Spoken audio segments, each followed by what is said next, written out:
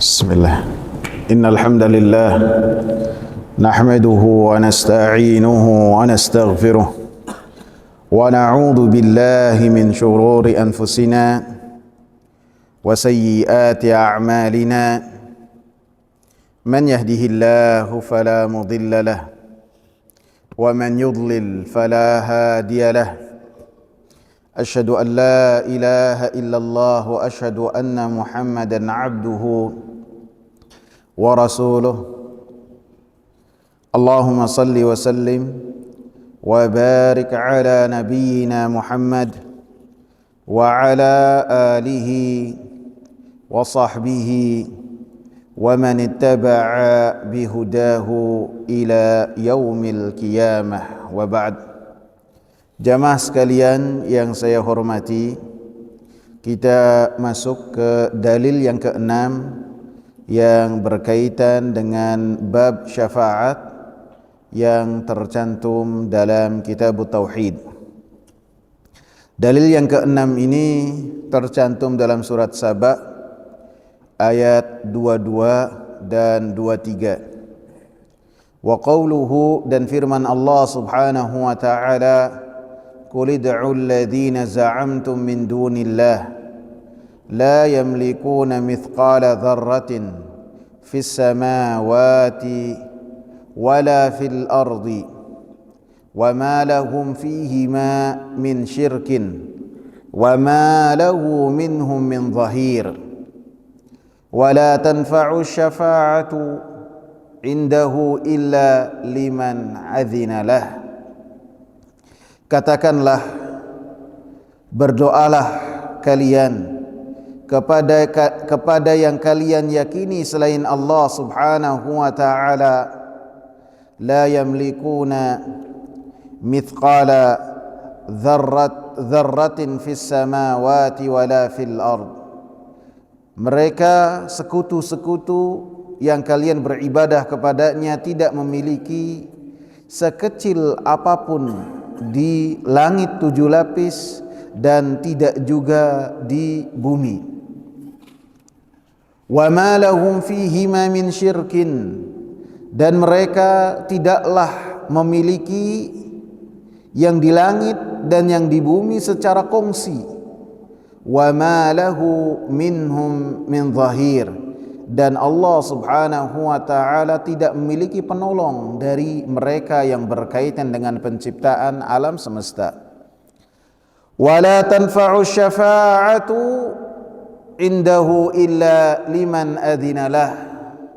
Maka syafaat tidaklah bermanfaat di sisi Allah subhanahu wa ta'ala, tidak berguna syafaat di sisi Allah subhanahu wa ta'ala kecuali bagi mereka yang diizinkan oleh Allah subhanahu wa ta'ala.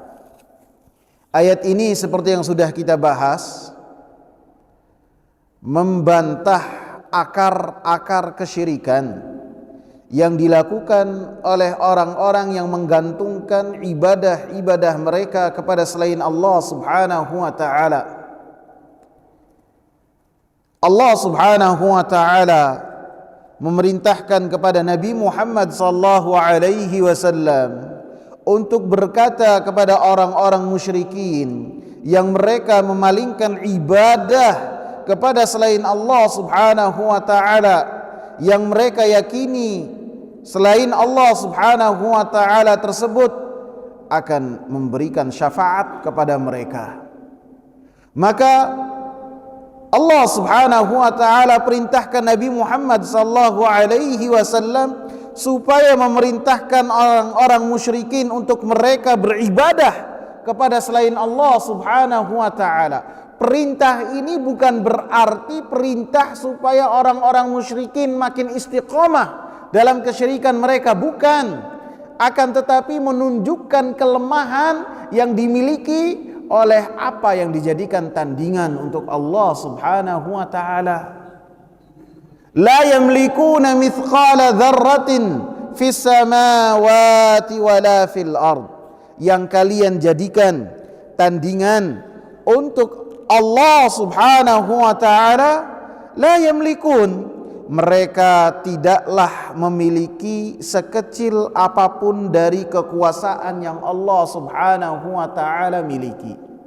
Mithqala dzarrah, dzarrah ini disebutkan adalah sesuatu yang paling kecil yang disebutkan dalam bahasa Arab, dzarrah.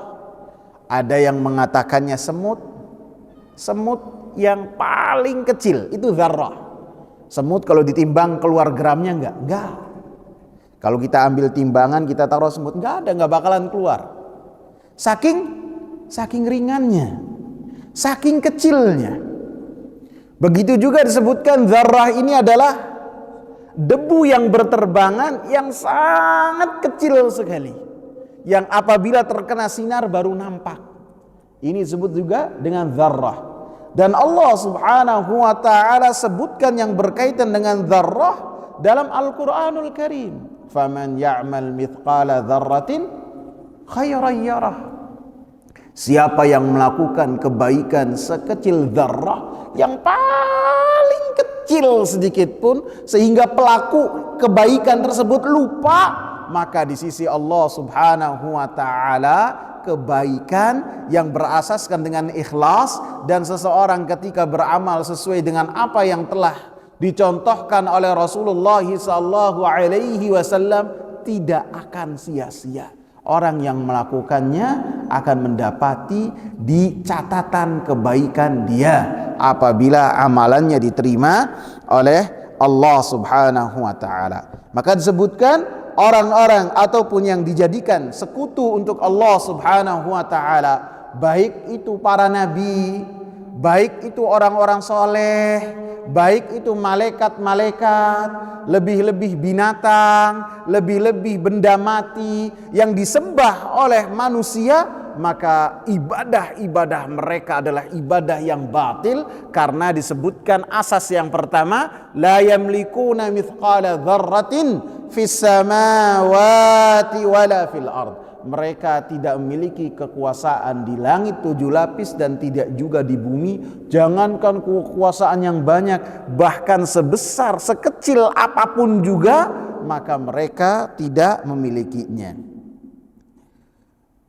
Wa ma lahum fihima min syirkin, dan apa yang kalian jadikan tandingan untuk Allah Subhanahu wa taala, maka mereka bukanlah kongsi-kongsinya Allah Subhanahu wa taala ketika Allah Subhanahu wa taala menciptakan alam semesta, sehingga peribadatan kalian batil kepada selain Allah, baik kepada para nabi, baik kepada orang-orang saleh. Dan ayat ini juga membahas tentang ibadah yang dilakukan oleh orang-orang musyrikin kepada siapa? Kepada para malaikat.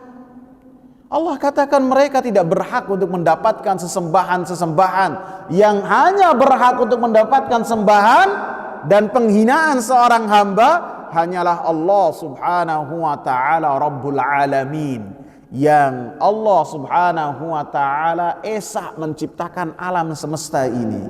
Tidak ada yang memiliki bersama Allah dan tidak ada yang memiliki kongsi dengan Allah Subhanahu wa taala.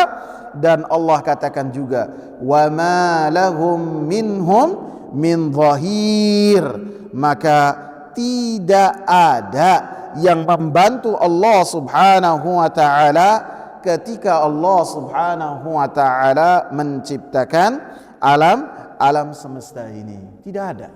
Kemudian di bagian yang keempat, Allah Subhanahu wa taala katakan, wala tanfa'u syafa'atu indahu illa liman adzinalah, dan syafaat tidak akan berguna di sisi Allah Subhanahu wa taala kecuali bagi mereka-mereka yang diizinkan oleh Allah Subhanahu wa taala. Apabila diizinkan oleh Allah Subhanahu wa taala, maka syafaat akan diberikan oleh Allah Subhanahu wa taala. Apabila tidak diizinkan oleh Allah Subhanahu wa taala, lebih-lebih bagi pelaku-pelaku kesyirikan, maka mereka tidak akan mendapatkan syafaat dan tidak akan memberi syafaat. Sehingga dalam ayat ini syafaat di sisi Allah Subhanahu wa taala tidak akan bermanfaat bagi mereka-mereka yang melakukan kesyirikan kepada Allah Subhanahu wa taala. Karena mereka orang-orang yang beribadah kepada berhala, mereka yang memalingkan ibadah kepada malaikat, kepada para nabi, kepada orang-orang saleh, kepada kuburan-kuburan, kepada apapun juga, mereka beribadah dengan ibadah yang tidak diizinkan oleh Allah Subhanahu wa taala.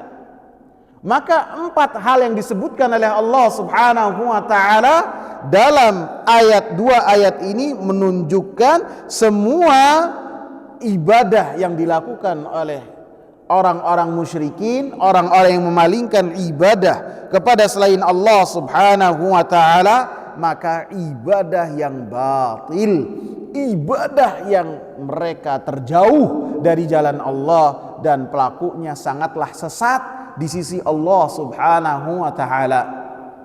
Dalam surat Al-Ahqaf Allah Subhanahu wa taala katakan, "Wa man adallu mimman yad'una min dunillahi man la yastajibu lahu ila yaumil qiyamah." Siapakah yang paling sesat, kata Allah? Siapakah yang lebih sesat dari mereka-mereka yang berdoa dan beribadah kepada selain Allah Subhanahu wa taala, siapapun itu yang dijadikan tandingan tersebut, la yastajibu lahu ila yaumil qiyamah, mereka tidak akan memenuhi orang yang berdoa kepadanya sampai hari kiamat. Mau dia itu doanya nangis, mau dia itu doanya tertawa, mau doanya dia itu khusyuk, mau doanya sambil mainan medsos, maka tetap tidak akan diterima. Tidak akan orang yang ia jadikan tandingan untuk Allah dalam berdoa memenuhi doa orang yang berdoa kepadanya. Akan tetapi terkadang doanya dikabul oleh Allah Subhanahu wa taala. Yang tadinya susah dapat anak dimudahkan, yang tadinya susah dapat rezeki dimudahkan, yang tadinya dagangannya kurang laku ketika berdoa di tempat itu bisa jadi menjadi laku.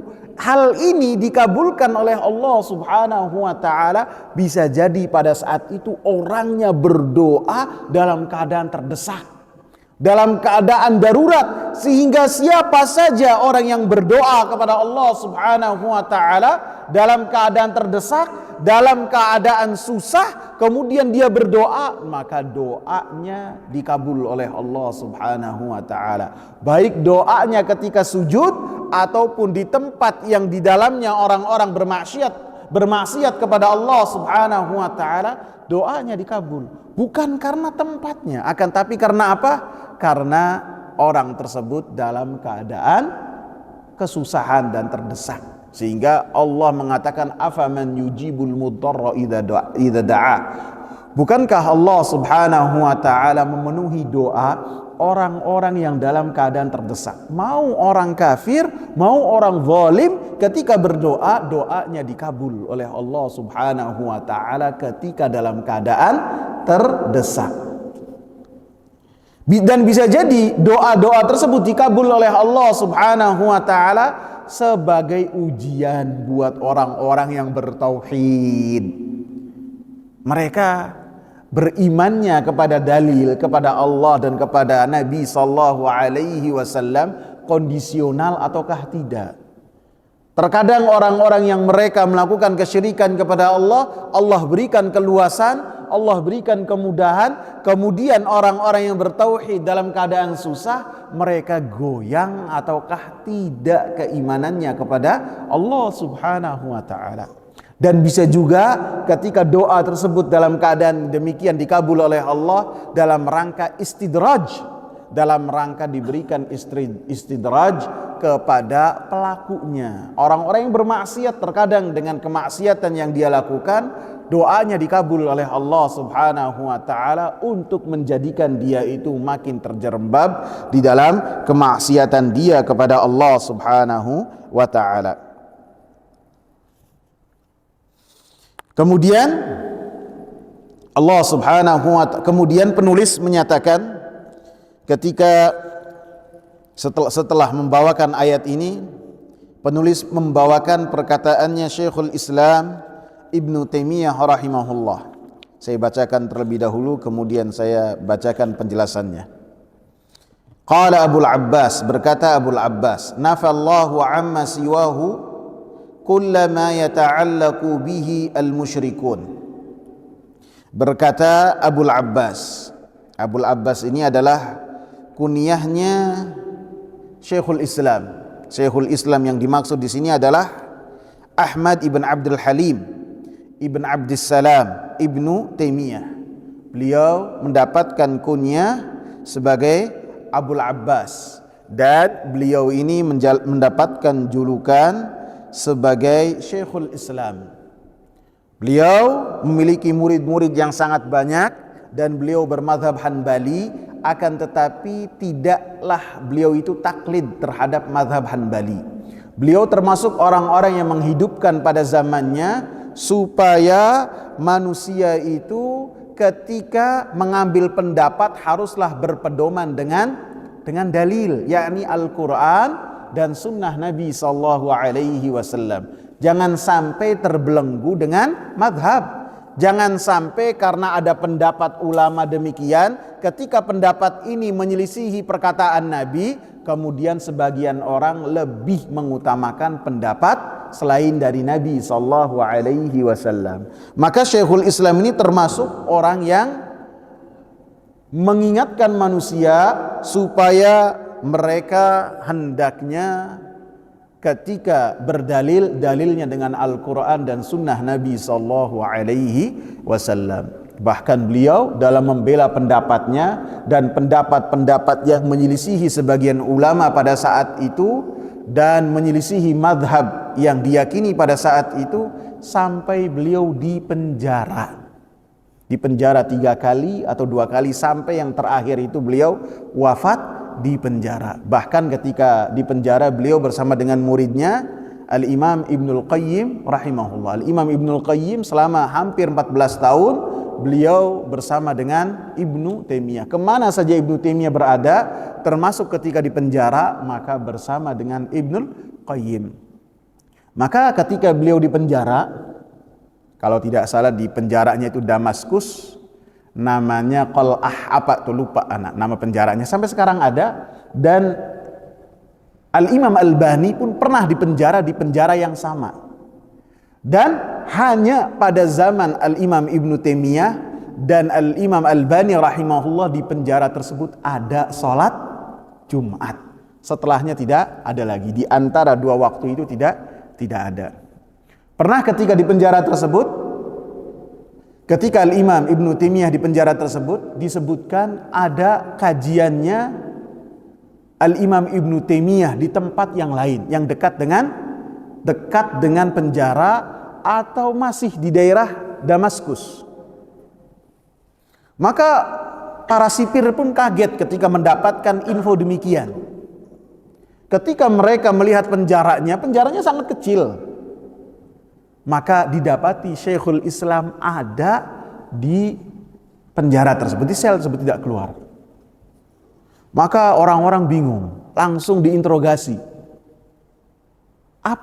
Apakah engkau ini kabur ngisi kajian kemudian balik lagi? Maka kata Syekhul Islam, tidak, saya ada di penjara ini. Kemudian ada yang bilang, kemudian siapa yang ngisi kajian dengan suara engkau dan wajah engkau? Maka Al-Imam Ibnu Taimiyah mengatakan, yang mengisi kajian tersebut adalah jin, bukan saya. Kata Al-Imam, kata orang-orang yang ada di dekat beliau, mereka mengatakan, kenapa engkau tidak mengatakan malaikat? Kok kamu mengatakannya jin? Kalau misalnya kita kan, oh malaikat itu gantiin saya, badalin saya. Iya kan? Badalnya hebat malaikat ya, penggantinya. Syekhul Islam enggak. Ketika ditanya siapa yang ngisi kajian tersebut, orang-orang melihat engkau mengisi kajian, kenapa engkau tidak mengatakannya itu malaikat, tapi engkau mengatakannya jin? Jawabannya menggunakan ilmu beliau. Beliau mengatakan, fa innal malaikata la yakdzibun, karena para malaikat itu tidak berdusta. Mereka tidak akan berdusta. Adapun jin, mereka ada kemungkinan untuk berdusta. Dan beliau wafat pada tahun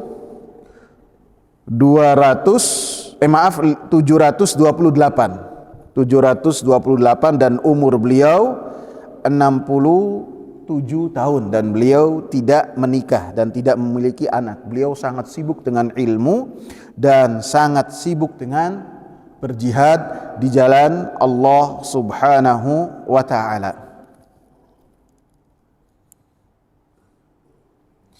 Beliau mengatakan, nafallahu amma siwahu kullama yata'allaqu bihil musyrikin. Dalam surat Saba ayat 22 dan 23, Allah Subhanahu wa taala menafikan semua hal yang dijadikan dalil bagi orang-orang musyrikin ketika mereka beribadah kepada selain Allah Subhanahu wa taala, sehingga dua ayat ini disebut sebagai ayat yang membabat habis akar-akar kesyirikan dan ibadah kepada selain Allah Subhanahu wa taala. Fanafa an yakuna li ghairihi mulkun aw qistun minhu aw yakuna aunan lillah.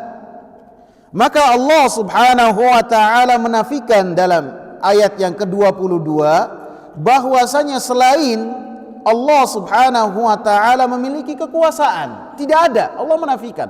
La yamlikun, mereka tidak memiliki. Jangankan kekuasaan yang banyak, sebesar zarrah saja mereka tidak memilikinya, baik di langit ataupun di bumi. Maka mereka tidak memiliki, dinafikan oleh Allah. Wa auqistun minhu, ataupun bagian dari kekuasaan yang Allah Subhanahu wa taala miliki. Karena sebagian orang itu menganalogikan untuk Allah, menggambarkan untuk Allah seperti apa yang dimiliki oleh manusia. Manusia itu terkadang memiliki tanah ataupun rumah, itu memilikinya sendirian. Terkadang dia memiliki dengan orang lain. Maka Allah nafikan itu semua. Sesembahan-sesembahan selain Allah itu tidak memiliki kekuasaan, baik itu secara menyendiri ataupun kongsian dengan Allah Subhanahu wa taala. Au yakuna aunan lillah, ataupun mereka itu sesembahan-sesembahan selain Allah Subhanahu wa taala, mereka menjadi penolong dan pembantu Allah Subhanahu wa taala ketika Allah Subhanahu wa taala menciptakan langit dan bumi, maka hal tersebut tidaklah terjadi untuk Allah Subhanahu wa taala. Allah katakan, wa ma lahu minhum min dhahir. Mereka untuk Allah Subhanahu wa taala bukanlah penolong. Walam yabqa illa syafa'ah, maka yang tersisa dari apa yang dijadikan patokan oleh orang-orang musyrikin ketika mereka beribadah kepada selain Allah Subhanahu wa taala, tinggal perkara syafaat saja. Karena seperti dalam yang sudah kita bahas, bahwasanya orang-orang musyrikin ketika mereka beribadah kepada sesembahan-sesembahan selain Allah, mereka mengatakan bahwasanya sesembahan-sesembahan tersebut akan memberikan syafaat. Maka Allah Subhanahu wa taala katakan, fabayyana annaha la tanfa'u illa liman adzina lahu Rabb. Al-Imam Syekhul Islam mengatakan, maka Allah Subhanahu wa taala jelaskan dalam surat Saba ini ayat 23 bahwasanya syafaat tidak akan bermanfaat dan tidak akan berguna kecuali apabila Allah Subhanahu wa taala izinkan. Kama qala ta'ala, seperti yang Allah Subhanahu wa taala nyatakan dalam surat Al-Anbiya ayat ke-28, wala yashfa'una illa liman irtada. Maka pemberi-pemberi syafaat tidaklah mereka memberikan syafaatnya kecuali dengan apa yang diridhoi oleh Allah. Merekanya diridhoi dan yang menerima syafaat diridhoi oleh Allah Subhanahu wa ta'ala. Fahadhihi syafa'atu allati yadhunnuha al-musyrikuna hiya muntafiyatun yaumal qiyamah kama nafaha al-Qur'an. Maka syafaat yang diyakini oleh orang-orang musyrikin yang mereka lakukan di dunia, maka pada hari kiamat akanlah tidak terjadi. Pada hari kiamat tidak ada syafaat seperti yang mereka kehendaki dari sesembahan-sesembahan selain Allah Subhanahu wa ta'ala. Karena dalam Al-Quran Allah Subhanahu wa ta'ala menyebutkan bahwasanya sesembahan-sesembahan selain Allah Subhanahu wa ta'ala yang mereka ridho disembah oleh selain mereka ridho untuk disembah, maka mereka tidak akan memberikan syafaat dan posisi mereka semuanya di dalam api neraka jahanam. Dalam surat Al-Anbiya ayat 98 Allah Subhanahu wa ta'ala katakan, innakum wa ma ta'buduna min dunillahi hasabu jahannama antum laha waridun. Sesungguhnya kalian, wahai orang-orang musyrikin, dan apa yang kalian sembah selain Allah Subhanahu wa ta'ala, maka akan menjadi kerikil-kerikil dan sebagai bahan api neraka jahanam. Semuanya akan berada di dalamnya. Tentu yang apabila ketika disembahnya mereka ridho. Adapun ketika yang disembah tidak ridho, seperti para malaikat, seperti Nabi Isa, seperti Maryam, maka mereka tidak termasuk dalam ayat ini.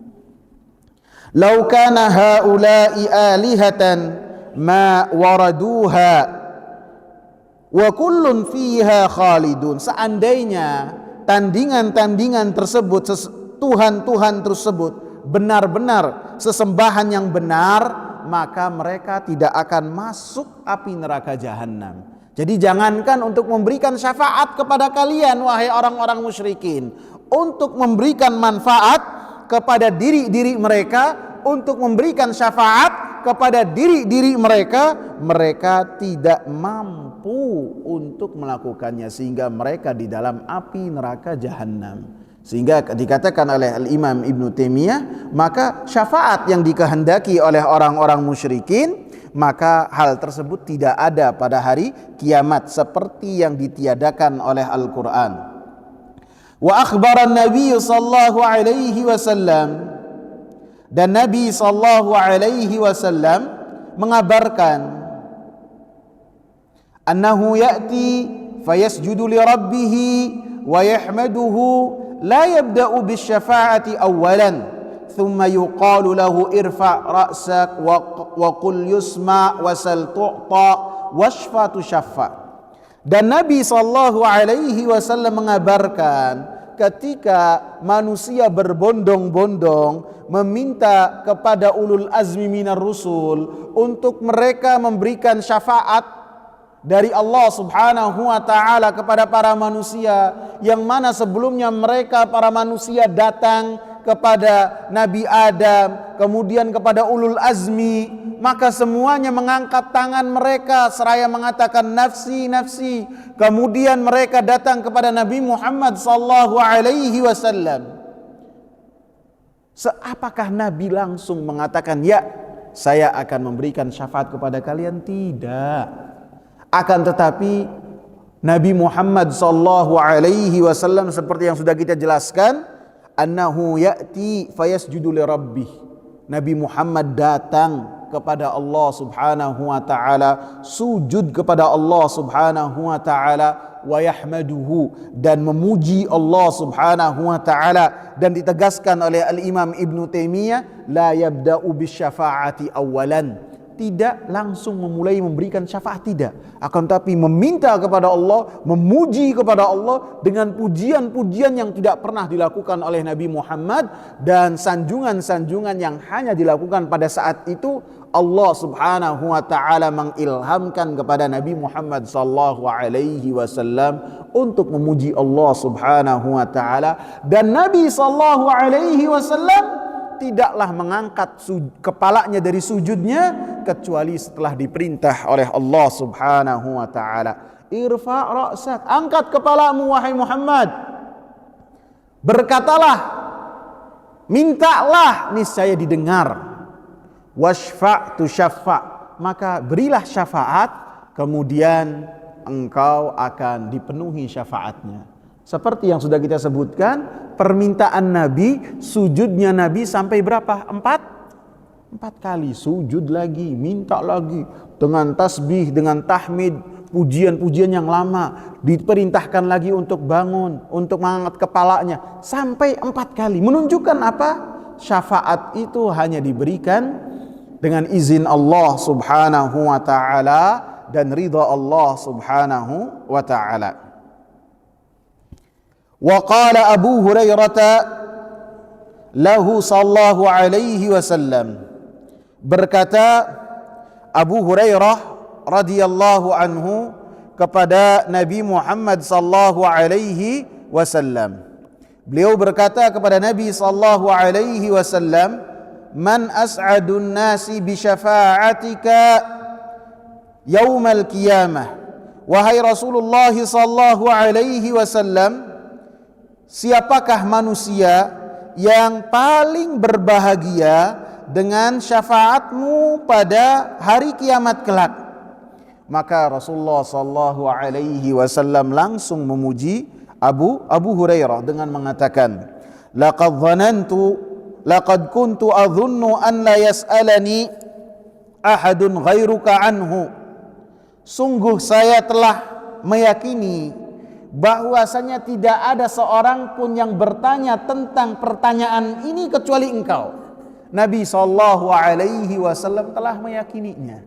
Tidak akan yang bertanya tentang pertanyaan ini, siapakah orang yang paling berbahagia dengan syafaatmu pada hari kiamat? Tidak ada yang bertanya dengan pertanyaan ini kecuali Abu Hurairah. Karena apa? Kata Rasulullah, lima ara min hirsika 'alal ilm, karena saya dapati engkau ini sangat bersemangat, sangat tamak sekali terhadap ilmu, sangat luar biasa. Sangat luar biasa sehingga Nabi mengetahui semangatnya Abu Hurairah sehingga tidak akan bertanya dengan pertanyaan ini kecuali Abu Hurairah radhiyallahu anhu. Ada yang ingat berapa jumlah hadis yang diriwayatkan oleh Abu Hurairah? Berapa? 5.374 hadis. Dan beliau mengatakan beliau itu memiliki 3 bejana. Memiliki 3 bejana ilmu. Dalam riwayat lain 2 berjana, yang satu beliau sebar, yang satu lagi beliau tidak sebar, sembunyikan. Kalau disebar semua, kata beliau, ini kepala bisa lepas. Bisa lepas. Padahal beliau itu masuk Islam, nama beliau siapa tahu? Abdurrahman ibn Sakhr ad-Dausi. Ad-Daus itu adanya di negeri Yaman. Jadi bukan dari kalangan Ansor, bukan dari kalangan Muhajirin, bukan. Tapi beliau datang ke Nabi Muhammad sallallahu alaihi wasallam ketika Nabi sallallahu alaihi wasallam ada di Khaybar. Ketika Nabi mengepung Khaybar, benteng-benteng kokoh yang dimiliki oleh orang-orang Yahudi di bulan Muharram pada tahun 7 Hijriah. Pada saat itu datang kepada Nabi Al-Amr bin Al-As, sahabat yang mulia. Kemudian datang juga kepada Nabi Khalid bin Al-Walid, beriman kepada Nabi, dan orang yang ketiga adalah Abu Hurairah. Dan Abu Hurairah ini senantiasa berada di sampingnya Nabi sallallahu alaihi wasallam sampai Nabi sallallahu alaihi wasallam wafat. 4 tahun beliau. Kemana Nabi selama tidak masuk rumah, maka ada Abu Hurairah. Kata Abu Hurairah, yang lain itu pada sibuk dagang. Orang-orang Muhajirin itu pedagang.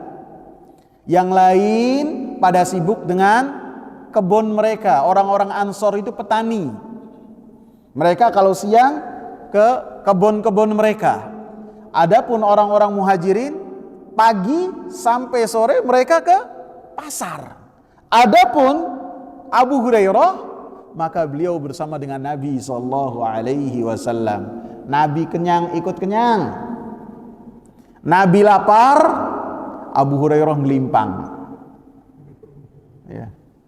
Karena Rasulullah tidak saban hari masak, tidak saban hari dapurnya ngebul. Kata Aisyah, terkadang 3 bulan itu dapurnya tidak ngebul, nggak berasap. Sampai ponakannya Aisyah yang bernama Urwah bertanya, terus sehari-hari gimana wahai ibu? Sehari-hari kita minum air sama korma, udah. Ini rumah yang di dalamnya sebaik manusia dan sebaik-baik rumah tangga. Terkadang Abu Hurairah ada di masjid terkapar. Kata orang yang lewat, wah ini mungkin lagi kena jin kali. Atau mungkin kalau bahasa kita kesurupan. Orang pada zaman itu kalau lagi kesurupan, cara ngobatinya gimana? Diinjek lehernya. Jadi kalau udah diinjek maka jinnya keluar. Pada saat itu Abu Hurairah lagi kelaparan, nggak ada makan sama sekali, hampir pingsan, bukannya dikasih makan malah diinjek. Jadi beliau ini kemana Nabi diikuti. Sehingga Nabi SAW mengatakan apa? Karena saya tahu engkau ini sangat tamak sama ilmu, sangat bersemangat dengan ilmu. Yang lain sibuk dengan dagang, yang lain sibuk dengan perkebunan, dengan kebun-kebun mereka. Engkau sibuk dengan selalu berada dengan Nabi. Kemana Nabi, maka beliau ada di samping Nabi. Kecuali kalau sudah tirai-tirai di rumah Nabi ditutup, maka beliau tidak masuk ke rumah. Sudah, tidak bisa. Maka hadis-hadis yang berkaitan dengan janabah, istri-istrinya Nabi yang menceritakan. Yang berkaitan dengan ketika Abu Hurairah menceritakan bahwasanya orang yang berpuasa dalam kemudian waktu subuh datang, sedangkan dia dalam keadaan janabah, belum mandi besar, kata Abu Hurairah, dan beliau meriwayatkannya menisbatkannya kepada Nabi, maka kata dia fala saumalahu, tidak ada saum baginya, karena bertemu dengan waktu fajar, azan dikumandangkan, dia masih memiliki janabah. Ketika hal ini sampai ke telinganya Aisyah, sampai ke telinganya Ummi Salamah, istri Nabi, langsung dibantah. Para sahabat itu langsung tidak main, nggak enakan dalam membantah.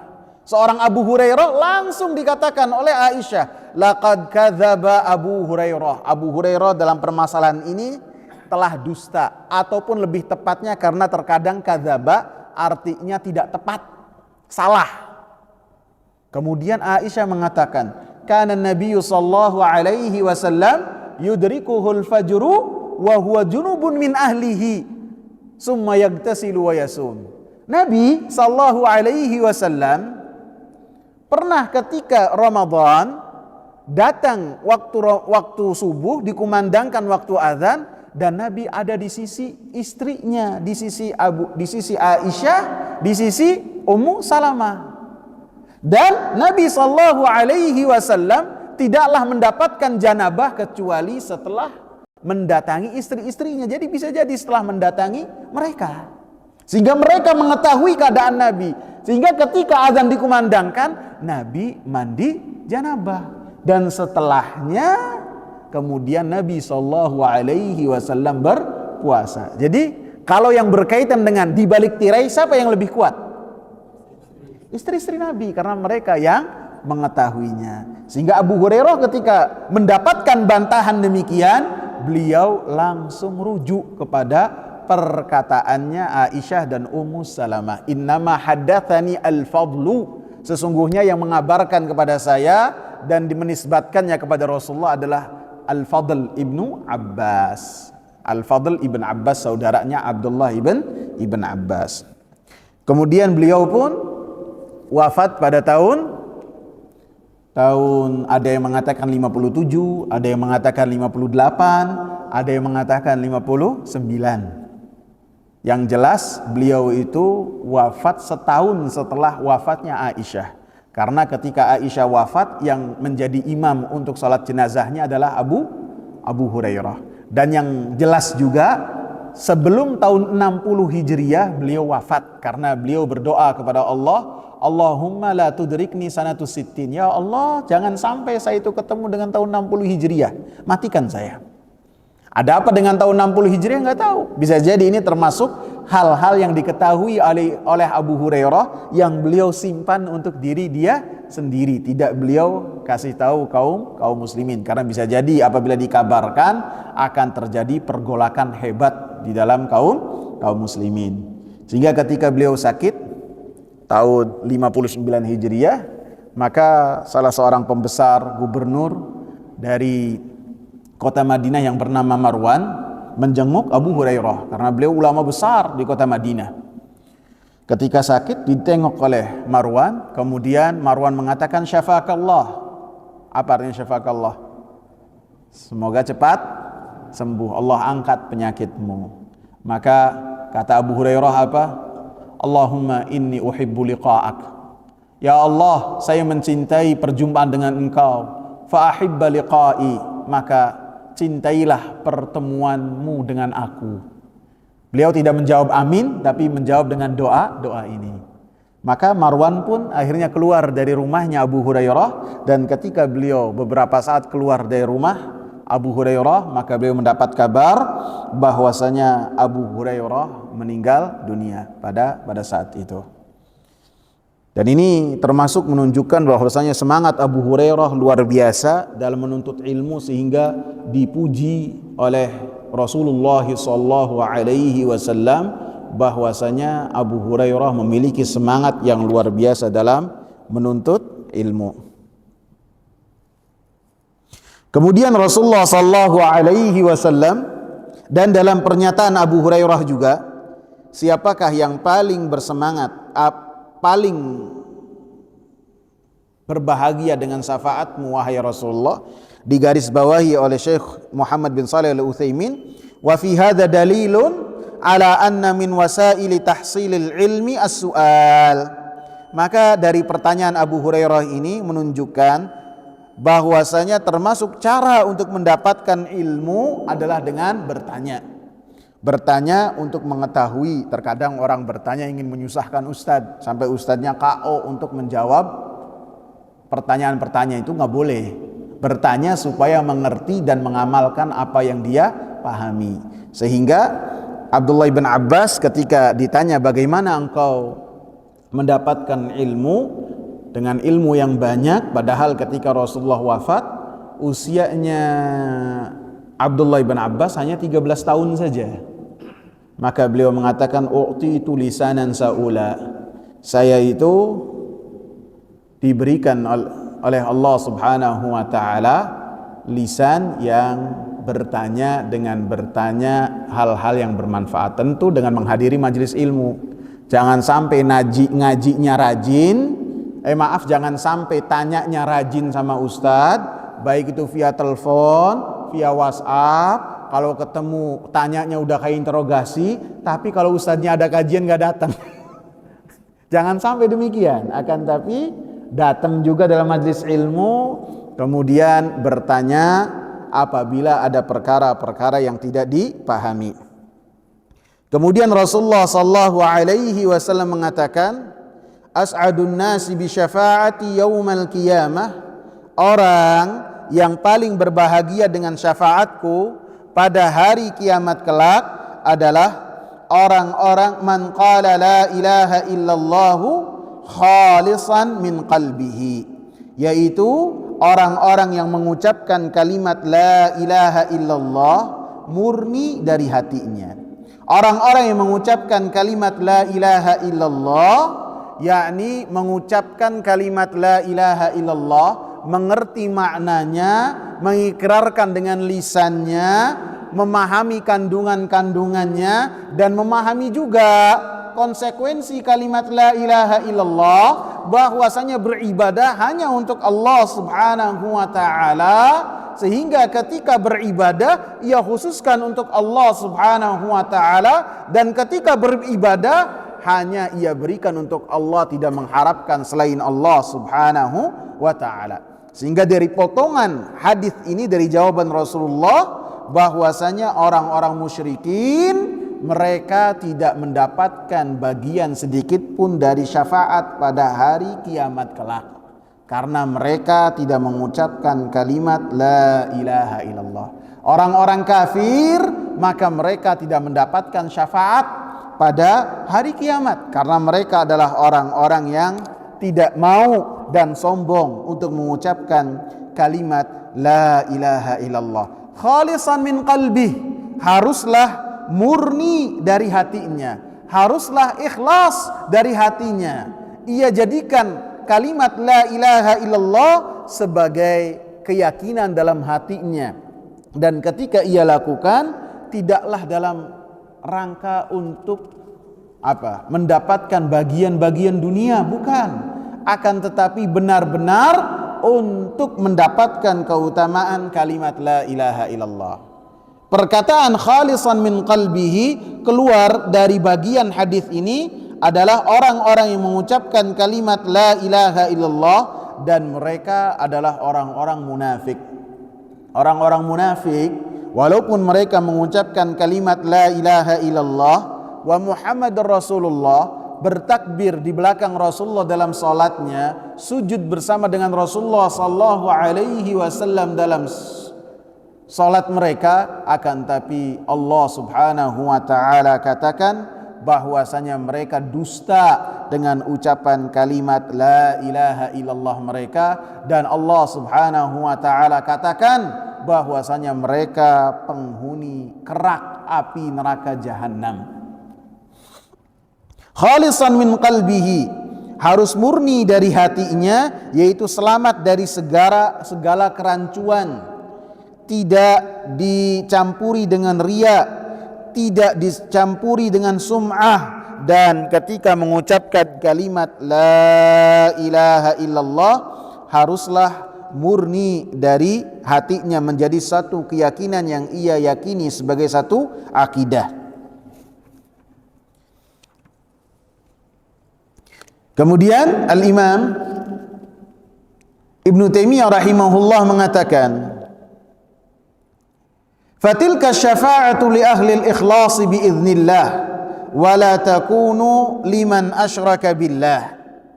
Maka itulah syafaat yang Allah Subhanahu wa taala berikan untuk orang-orang yang ikhlas, untuk orang-orang yang memurnikan akidah dan tauhid dan ibadah mereka hanya untuk Allah Subhanahu wa taala dengan izin Allah Subhanahu wa taala. Wala takunu liman asyraka billah, dan syafaat itu tidaklah diberikan kepada orang-orang yang melakukan kesyirikan kepada Allah Subhanahu wa taala. Jadi orang-orang yang mengucapkan kalimat la ilaha illallah dan mengamalkan kalimat la ilaha illallah. Wa haqiqatuhu, dan hakikatnya, annallaha subhanahu huwallazi yatafaddalu ala ahli al-ikhlas fayaghfiru lahum biwasitati du'ai man udhina lahu an yashfa'a liyukrimahu wa yanala al-maqam al-mahmuda. Dan hakikat perkara ini bahwasanya Allah Subhanahu wa taala memberikan kepada orang-orang yang bertauhid kepada Allah Subhanahu wa taala karunia. Apa karunianya? Allah Subhanahu wa taala memberikan kepada mereka ampunan ketika mereka memiliki dosa-dosa yang dengannya mereka harus masuk ke dalam api neraka. Allah Subhanahu wa taala berikan kepada mereka ampunan melalui doa dan permintaan orang-orang yang diizinkan oleh Allah Subhanahu wa taala untuk memberikan syafaat. Ini pada hakikatnya karunia yang Allah Subhanahu wa taala miliki dan Allah Subhanahu wa taala berikan kepada orang-orang yang telah mengucapkan kalimat la ilaha illallah. Kenapa Allah tidak langsung memberikan ampunan, akan tetapi memberikan syafaat melalui perantara orang-orang yang memberikan syafaat setelah mereka berdoa kepada Allah Subhanahu wa taala? Liyukrimahu, untuk Allah Subhanahu wa taala memuliakan orang-orang yang memberikan syafaat seperti Nabi Muhammad sallallahu alaihi wasallam, seperti orang-orang saleh ketika mereka berdoa kepada Allah supaya saudara-saudara mereka yang sebelumnya satu masjid, satu kajian, kok sekarang tidak bersama kami di surga ya Allah. Maka mereka berdoa kepada Allah subhanahu wa ta'ala. Maka teman-teman yang dulu satu masjid, satu majlis ilmu, maka dikumpulkan bersama mereka di dalam surga, liyukrimahu, untuk Allah subhanahu wa ta'ala memuliakan orang-orang yang berdoa kepada Allah subhanahu wa ta'ala pada saat itu, dan untuk memberikan manfaat kepada orang-orang yang bertauhid, untuk Allah subhanahu wa ta'ala berikan karunia kepada mereka. Wa yanalal maqamal mahmud, dan supaya Nabi Muhammad sallallahu alaihi wasallam mendapatkan kedudukan yang terpuji.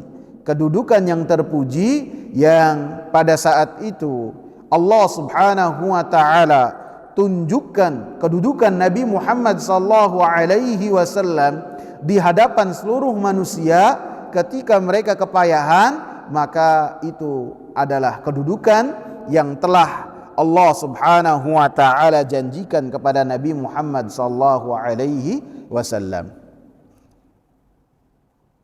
Kemudian perkataan Ibnu Taimiyah juga, fasyafa'atul lati nafaha al-Qur'an ma kana fiha syirkun. Syafaat yang telah ditiadakan oleh Al-Qur'anul Karim adalah syafaat-syafaat yang di dalamnya ada kesyirikan kepada Allah subhanahu wa ta'ala. Walihada athbata syafa'ata biidnihi fi mawadhi'a. Oleh karena itu Allah subhanahu wa ta'ala menetapkan syafaat dengan izin Allah subhanahu wa ta'ala di berbagai macam ayat, seperti dalam ayat-ayat yang sudah kita sebutkan.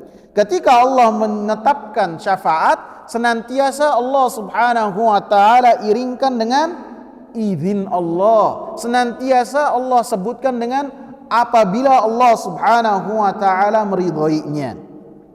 Wa qad bayyana an-nabiy sallallahu alaihi wasallam, dan sesungguhnya Nabi Muhammad sallallahu alaihi wasallam telah menjelaskan annaha la takunu, bahwasanya syafaat itu hanyalah diperuntukkan illa li ahlil ikhlasi wat tauhid, hanya diberikan kepada orang-orang yang ikhlas dalam beribadah dan orang-orang yang bertauhid. Pemberi syafaatnya harus yang bertauhid, dan yang mendapatkan syafaat dari Allah subhanahu wa ta'ala adalah orang-orang yang bertauhid. Sehingga dalam muqaddimah saya sebutkan bahwasanya syafaat dan tauhid adalah satu paket yang tidak bisa dipisahkan. Ketika seorang berharap untuk mendapatkan syafaat, kemudian mereka melakukan kesyirikan, maka dipastikan tidak mendapatkan syafaat dari Allah subhanahu wa ta'ala.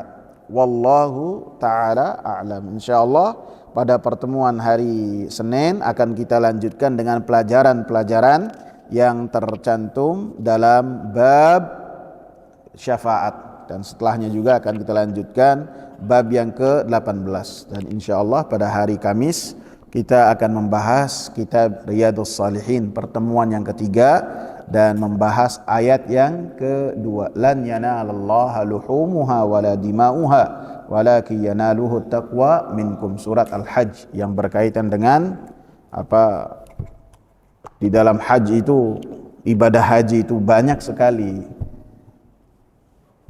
hal-hal yang ditunjukkan di dalamnya bahwasanya seorang ketika beribadah haruslah untuk Allah subhanahu wa ta'ala, di antaranya yang berkaitan dengan sesembelihan yang disembelih oleh orang-orang yang menunaikan ibadah haji ataupun ibadah korban. Semoga bermanfaat. Subhanakallahumma bihamdika asyhadu an la ilaha illa anta astaghfiruka wa atubu ilaik. Assalamualaikum warahmatullahi wabarakatuh.